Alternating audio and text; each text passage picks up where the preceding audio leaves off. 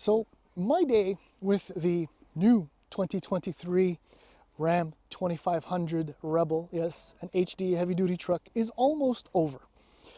And the reason why Ram has us together driving these trucks is because it still boggles my mind to think of this, but the reason why Rebel, though there are a lot of reasons why Rebel has now been applied to this, it's because this has become a lifestyle truck. It's kind of completely insane to think that a term that I used to once apply to, say, an SUV, because, active lifestyle, family lifestyle, or whatnot, has now, essentially, it's graduated into every body style. But the last one I thought they were going to apply lifestyle to is a full-size, heavy-duty pickup. But look, the fact of the matter is, for better or for worse, full-size trucks have become a lifestyle option for a lot of people. And I've said this, and I'll probably say it again in the video. I mean, these full-size trucks can essentially do it all. So, and when you take into consideration that Ram 1500, between their sport trim and their Rebel trim, among their many, many trims, account for nearly 50% of all sales. And in fact, as told to us by Ram people, is that the Rebel model is the one that moves the quickest. As soon as they arrive on the lot, I mean, people want their Rebels. And the success, the recipe is so good that it just made too much sense to apply it. I English speak good, to apply it to the HD. And now, as I said, I've spent most of the day now with this truck, and it just absolutely works. Now, it's important to note, and I'll note this again, is that the Rebel HD slides between the Power Wagon. So it's not as hardcore off-roading as the Power Wagon, but it's a little bit more capable than, say, the Bighorn or other trims.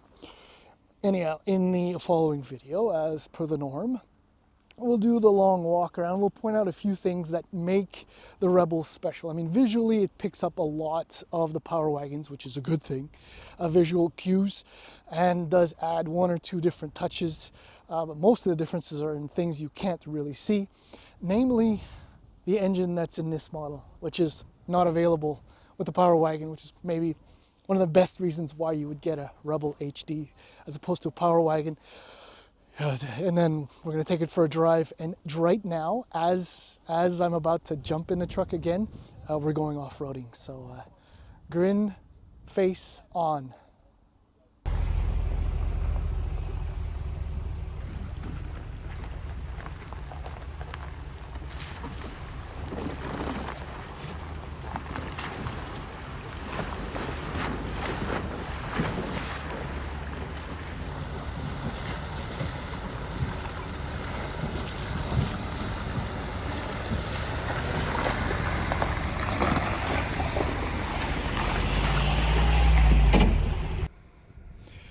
Alrighty then, 2023 Ram 2500 Rebel. I don't think it's right to call a full-size truck gorgeous, but I will make an exception for this one. It is only available in this one configuration, so that's a crew cab with a 6-foot, a 4-inch box, meaning that big boy is substantial boy. Base price for the truck is just shy of $76,000, and for that price you get a 12-inch digital instrument panel, you get an 8.4-inch touchscreen display, optional 12-inch, that's what this truck has. Yeah, the lights are on because it just looks great. You got a number of other features. I mean, I'll touch on a few of them when I get behind the wheel, but it's got skid plates all over the place. Trick suspension-ish, kinda. Well, no, not exactly, because that's the Power Wagon's thing. Point is, though, is that it's capable off-roading. I'll show you that in a few moments as well.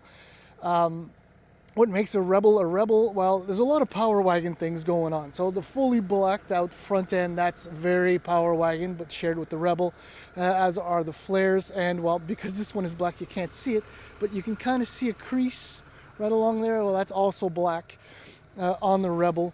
What does differentiate it, well, the most is the standard 18-inch wheels on the truck, which are unique to the Rebel.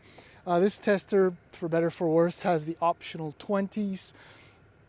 Just so you know, this actual truck has a number of options and it retails for just over $110,000. So despite the fact that $76,000 is kind of, there's this, well, 77, whatever, it's kind of value packed in a sense for so much truck for the price. But this one, as you can hear, and I'll be driving this one soon, it's got the Cummins diesel, which is a $10,000 price increase just off the cuff. I mean, I guess we can do a quick tour on the inside. There isn't much to see. I mean, because it's a crew cab configuration, so it's huge. I mean, there's easily room for 3 in here. You can stash some stuff. You know, it's got those cool baskets.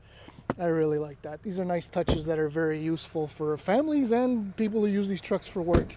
And there's quite a step up, right? So there's no side step. There's no whoops. So climbing aboard is really, the handle comes in handy. But I can't use it because I'm holding a phone.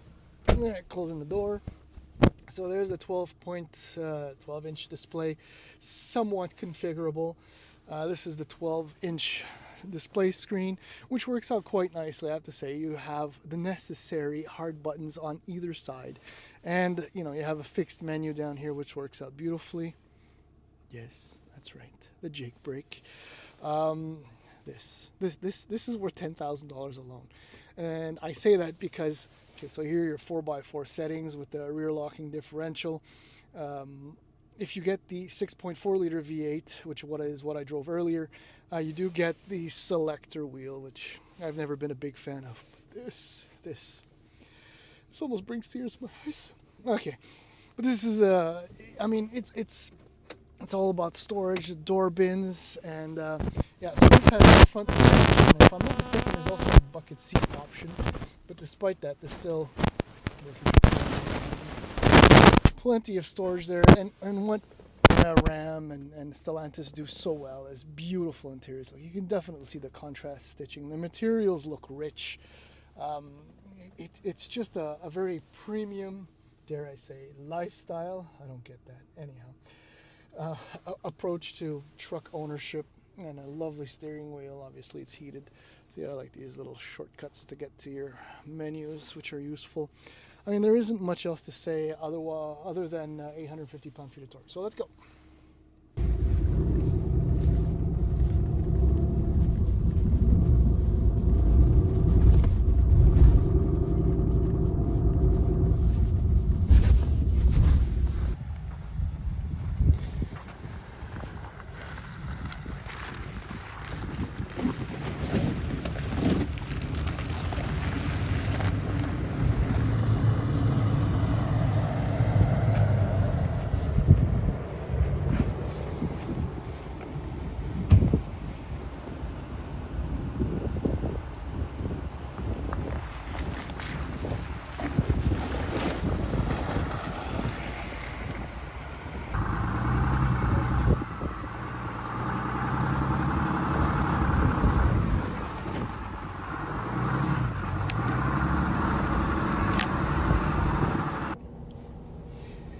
Okay, so we're back into the truck.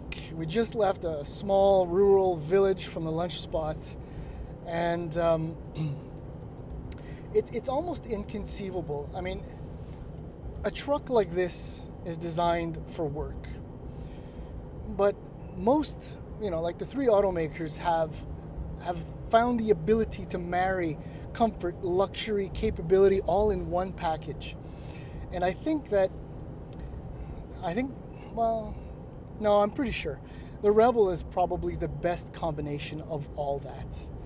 And the most standout feature of this 2023 Ram 2500 HD Rebel is how good it is on road. Now, granted, road surfaces here are fairly nice. I mean, compared to any road, within a half-hour drive of my home in Montreal, I mean, this is like brand new pavement for us. But that really stands out for me. The coil spring suspension with 5 links in the rear. No truck with these capabilities, FYI, about 17,000 pounds of towing capability and nearly or just over 3,600 pounds of hauling capability, payload. It it shouldn't be able to do all of that combined. But it does. It really does. And there's an optional air suspension, which is a must. I mean, it's an option, but as you configure your truck, just select it, and it'll just improve ride quality that much more. So that's definitely a standout. I mean, brakes feel really, really strong. The steering, well, it's still an HD truck, right? And you have the big knobby tires. In this case, on the optional 20-inch wheels. But yeah, you'd really want to pack up this truck, towing or not, and you could go on a long road trip. It'll be costly, but I don't know. It works no matter what. This morning we got to drive, shifting, one of my favorite V8 engines, period. The 6.4 liter. That's the base engine for the 2500 HD. And with 410 horsepower, 429 pound-feet of torque, it moves. It absolutely moves. Something that weighs in excess of 6,000 pounds should not feel so athletic off the line. And the 8-speed automatic transmission, it's just beautiful. Hammer down, and it pounds through the gears as though there was nothing going on, or if you're just coasting, you can't even tell it's shifting. But for this round, and the Cummins. Yeah, the Cummins. It's a $10,000 step up from the 6.4, but look, just for the column shifter, I'd do it. Also, 370 horsepower. Oh yeah, you're down horsepower maybe, but 850 pound-feet of torque. It's the same engine you'll find in the 3500, which can produce over 1,000 pound-feet of torque. So you'll never be lacking for power at all. I don't know really what else to add. I mean, if you're going to tow, it's got all the features. It's got a 2-speed transfer case, obviously. Oh, yeah, that's right. Because this has Power Wagon minus capabilities for off-roading. So you have limited slip rear differential. You can lock the rear diff. You can't lock the front diff as you can in a Power Wagon. And it doesn't have a sway bar disconnect up front. So you can still get nice and deep in the muddy stuff, which is where we're actually headed right now. But you might not go as deep. You probably wouldn't want to anyhow.